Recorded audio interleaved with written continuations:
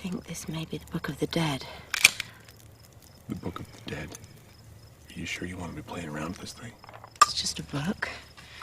No harm ever came from reading a book. Ancient Egyptians were basically the original goth kids. Their tombs stand among the 8 wonders of the world, mummies act as a unique funerary practice and classic horror movie monster, and many of their most well-known writings deal with the afterlife.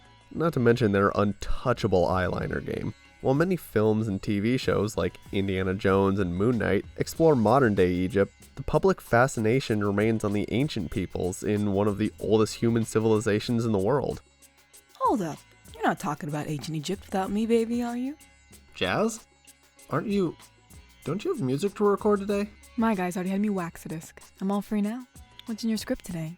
Oh, well, I was going to talk about the origins of the ancient Egyptian funerary text, the Book of the Dead. Some of the most notable written stories we've discovered are often mythological and religious texts, like the Greek Odyssey and Iliad, the Epic of Gilgamesh, and plenty of writings describing the Egyptian afterlife.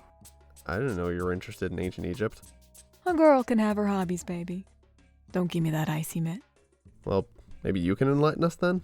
Sure thing. Well, the Book of the Dead is the most common name in English. The original Egyptian translates to the book or chapters of going forth by day, or book of emerging forth into the light. And no two versions are the same. Each copy contains different spells and incantations deemed vital by individuals. While the word book might call to mind narrative, this acted as more of a guide to the afterlife. Wow. You really know your stuff. Of course I do. Well, like Jazz said, the Book of the Dead varied from copy to copy, so tracing its origins really depends on where archaeologists have found the oldest spells. And of course that means diving into the final resting place of the mummies and pharaohs of old so that we can find the Book of the Dead origins. While most Hollywood depictions tend to lump ancient Egypt into one big civilization, it actually has an extensive timeline. Prehistoric Egypt is, well, Egypt during the time before recorded history, followed by the early dynastic period and then the Old Kingdom. The Old Kingdom generally spans from Egypt's 3rd to 6th dynasty, and the Book of the Dead can find its earliest roots with Pharaoh Unas, the 9th and last ruler of the 5th dynasty. See, the magical funerary writing contained in its pages, or singular page, one long piece of papyrus, originated largely from pyramid texts, the oldest which date to the ruler Unas, who ruled from 2353 to 3023 BC. His tomb contains at least 1,000 different spells, and Egyptologists believe many of the texts to have even older, undiscovered, or lost origins. And to understand the story behind these texts, you need to know a bit about what the people believed. In broad strokes, ancient Egyptians believed the soul was split into several parts, and the pyramid texts were meant to help the deceased unite essential soul parts to allow them to transform into an Akh, a sort of roaming ghost, in order to go on a journey through the very dangerous Egyptian afterlife. But the earliest Book of the Dead wouldn't be written until at least a couple hundred years after Unas lived, so King Unas was following some much older advice.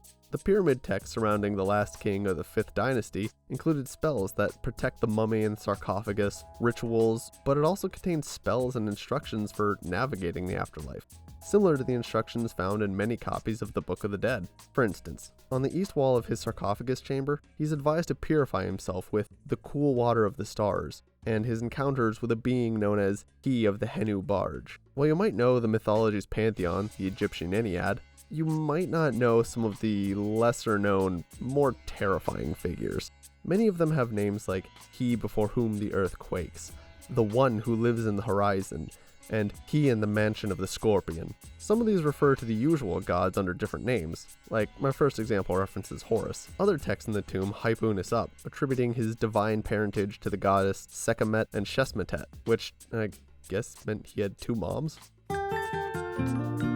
They also talk about his accomplishments and deeds, such as coming out of the Isle of Fire after he had placed truth there in the place of falsehood, or as watching over the Uri on the night of the Great Flood which came out of the sky, because you just can't reference ancient mythology without coming across a flood myth at some point. The Egyptian hieroglyphs found in the Pyramid of Unas continued to appear in Egypt, but at first only in the tombs of other pharaohs and royalty. That would all change in future years, though. In 2100 BC, the Egyptian gods must have gotten sick and tired of nothing but pharaohs wandering around the field of reeds, because this is around the time that more common folk started receiving their own Book of the Dead origin writings in the form of coffin texts. Now, when I say common folk, I mean rich people. Not everyone could afford a coffin in ancient Egypt, but those who could received their own funerary texts. After the end of the Old Kingdom, Egypt moved into its first intermediate period. King Pepi II ruled for an extremely long time, outliving most of his possible successors, leading to disorganization upon his death. There was a split, with the city of Heracleopolis standing as the capital of Lower Egypt, and Thebes acting as the base for Upper Egypt. Remember Thebes for later. This may have influenced the perception that only the divine pharaohs could access the afterlife. After all, if you broke away from the pharaoh, and you could suddenly make the rules, wouldn't you change things to say, hey, actually, if you have enough money, you can go to heaven? And even after Upper and Lower Egypt were united again, ushering in the Middle Kingdom, non-royal Egyptians received their own instructions for the journey beyond death. If you watched the Disney Plus Marvel show Moon Knight, you saw a glimpse of this quest, although Mark Spector and Stephen Grant skipped a few steps. That show mixed up the roles for so many gods and goddesses. I'm still steamed about that. One of the most important parts in the Book of the Dead is the 42 negative confessions. The Coffin Texts added these confessions where you tell 42 gods all of the sins that you didn't commit. Depictions like this often come directly from copies of the Book of the Dead, like the famous Papyrus of Ani, an Egyptian scribe whose book has been in a museum display since the 1800s. While the pharaohs of old certainly had some dangerous tasks to overcome, one of the most famous depictions of ancient mythology was noticeably absent from pyramid texts. The idea that you could essentially fail in the afterlife and stop existing altogether through some pretty disturbing means. Something Moon Knight did touch upon was the idea of a second death, which was largely introduced in Coffin Texts. So here's the situation. You die, become a mummy, wander into the Egyptian afterlife where you deal with snakes, crocodiles, fires, lakes, guards, dogs, and everything in between, and finally you reach the end of your journey, the Hall of Judgment, or the Hall of Ma'at. Except the most difficult test lies just ahead. I hope you studied, because the first part is pretty much a memorization quiz. The first thing a soul has to do is correctly address the 42 assessors of Ma'at, minor Egyptian deities with names like the Swallower of Shades, Bone Breaker, or the face behind him, and you have to tell each of them a sin you did not commit in life. These can't just be random either. They have to correspond with the sin each of these assessors represent. And you don't actually have to be entirely truthful. If you have a good poker face, you can slide right on by with a well-placed lie. Assuming you pass these 42 negative confessions, you then move on to the weighing of the heart. Anubis weighs the person's heart against the feather of Ma'at on a pair of golden scales. If the heart was in perfect balance with the feather, then the soul was good to go. It got an express pass to paradise. However, if the heart was heavy with sin, Ammit, a beastly god with the head of a crocodile, torso of a panther, and the lower half of a hippo, would strike, devouring the heart, resulting in not just a second death, but total annihilation. The soul would cease to exist. But we're human beings. No one is 100% sinless. Literally everyone's heart would outweigh the feather. Even if the person didn't live such a squeaky clean life, the Egyptians had a spell to, well, cheat death. For example, in spell 30b in the Book of the Dead, the user implores their own heart to essentially not rat them out. Hold up, baby. Wasn't this section about coffin texts? Why are you talking about a spell in the Book of the Dead already? Mr. Chronology. Oh, well, this spell was found among coffin text, and actually might be even older than the earliest pyramid texts we found. So, the Egyptian Book of the Dead has an incantation to cheat death, referred to as spell 30b. It goes something like, "O my heart of my mother, do not stand up as a witness against me. Do not be opposed to me in the tribunal. Do not be hostile to me in the presence of the keeper of the balance." Essentially, my heart, be cool for me in front of Anubis, But this spell actually comes with a note on when and how it originated, which, if true, would make it much older than King Unis's tomb. You know, the oldest pyramid writing ever discovered. It reads, "This spell was found in Hermopolis." Hermopolis. Dude, it's Hermopolis. Under the feet of this god. It was written on a block of mineral of Upper Egypt in the writings of the god himself, and it was discovered in the time of King Menkaure. It was the king's son, Horjadef, who found it while he was going around making an inspection of the temples. Now, King Menekure ruled during the 4th dynasty of the Old Kingdom, which means this prince allegedly found the spell almost 200 years before King Unis ruled. But is this true? Well, it's kind of hard to verify. The oldest discovered occurrence of this spell was in the coffin of Queen Mentuhotep of the 13th dynasty, shortly before a new era of ancient Egypt. After Egypt entered the first intermediate period and united for the Middle Kingdom, they entered a second intermediate kingdom, thanks in large part to Queen, having no heirs to the throne. And this is where we finally come to the first true copies of the Book of the Dead. Did you remember Thebes, baby? I told you it was important to this tale.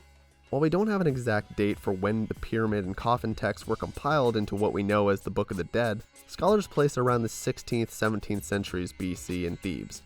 At a certain point, the spells were divided into chapters, making it much more book-like instead of a checklist for how to not get eaten by hell snakes. These papyrus books were often colorfully illustrated with depictions of Anubis, Ammit, Osiris, and even pictures of the deceased person in life. And as Egypt moved into the New Kingdom, more and more individuals and families flocked to scribes for their own custom Book of the Dead. They would describe their life and the kind of person they were, and the scribe took it from there, compiling spells for the journey their soul would embark upon. And this service ain't cheap. The amount of spells you got depended on the dough in your pocket. You can keep on adding until your pocketbook ran dry. Well, at least up until the 3rd intermediate period or late kingdom in 650 BC, when the Book of the Dead was fixed at 190 spells. Hold up, baby, that's not entirely true. Most cats with shovels have dug up plenty of examples of people adding more or less to their own copies. You're right, there's always exceptions to every rule, but there was one part that was an absolute across seemingly all Book of the Dead copies. Spell 125 goes hand in hand with the earlier mentioned Spell 30b, in that it describes the weighing of the heart ritual. By proxy, if Spell 30b is as old as it says, then the tradition of Anubis and his scales is also way older than we originally thought. The first part features confessions to Osiris himself, including a declaration of protection. Nothing evil can befall me in this land, in this broad hall of 2 truths, because I know the names of the gods who dwell in it. It goes on to detail the 42 confessions and even includes passages for what to do and how to act should they pass the weighing of the scales. The soul had to take a ferry to the paradisal field of reeds, and as such, they had to know how to address the ferryman in his vessel. The ferryman was kind of inconsistent. There are 3 gods who were said to be the Egyptian ferryman, the first being Cherti. However, Cherti was also feared as a figure closer to the Grim Reaper, and so spells exist to try befriending or calming him. Cherti was eventually replaced by Aken, who also protected the deceased against 3 demonic snakes. Aken was accompanied by Mahaf, a captain of the boat and herald of the passenger to the sun god Ra, and that's where both the Book of the Dead and our explanation of its origins end. Not to mention speedrun through, the entire ancient Egyptian timeline. Seriously, we just happen to mention just about every major period up until the Macedonian period with Alexander the Great. Sometimes you get caught up in history, you dig? Thanks for all your input, Jazz. I'll have to let you know if I start talking about stories or writing in ancient Egypt in the future. Oh, don't worry your head, baby. I'll know. And until next time, keep on writing. And ding the bell to let YouTube know you want to see more. Stay tuned, baby. Thank you, ladies and gentlemen, for listening into today's broadcast. Don't forget to like, comment, subscribe, and ring that bell to never miss another one of our fancy newfangled moving pictures. Tune in next week to catch another thrilling and soul